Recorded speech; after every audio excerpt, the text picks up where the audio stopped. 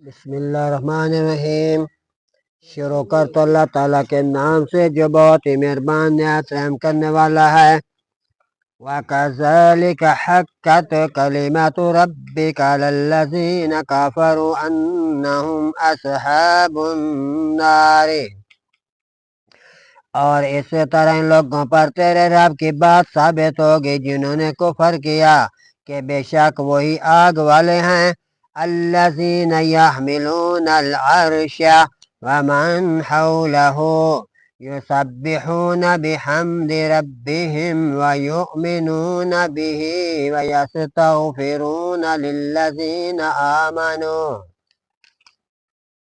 اور وہ فرشتے جو عرش کو اٹھائے ہوئے ہیں اور جو اس کے ارد گرد ہیں اپنے سونے رب کی حمد کے ساتھ تسبیح کرتے ہیں اور اس پر ایمان رکھتے ہیں، ان لوگوں کے لیے بخشش کی دعا کرتے ہیں جو ایمان لائے ہیں۔ ربنا وسعت كل شيء رحمة وعلما فاغفر للذين تابوا واتبعوا سبیلک وقہم عذاب الجحیم۔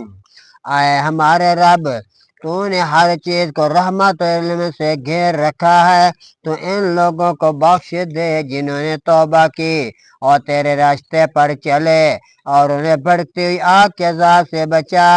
اے ہمارے رب، ربنا وَأَدْخِلْهُمْ جَنَّاتِ عَدْنٍ الَّتِي وَعَدتَّهُمْ وَمَنْ صَلَحَ مِنْ آبَائِهِمْ وَأَزْوَاجِهِمْ وَذُرِّيَّتِهِمْ۔ آئے ہمارے رب، اور انہیں ہمیں رہائش والی ان جنتوں میں داخل کر جن کا تو نے ان سے وعدہ کیا ہے، اور ان کو بھی جو ان کے باپ دادوں اور ان کی بیویوں اور ان کی اولاد میں سے لائق ہیں۔ انک انت العزیز الحکیم، بلا شبہ تو ہی سب پر غالب کمال حکمت والا ہے۔ واقعہم السیئات، اور انہیں برائیوں سے بچا۔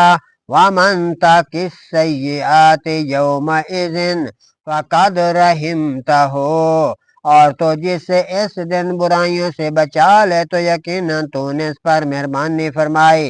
وَذَلِكَ هُوَ الْفَوْزُ الْعَظِيمُ، اور یہی تو بہت بڑی کامیابی ہے۔ صدق اللہ العظیم۔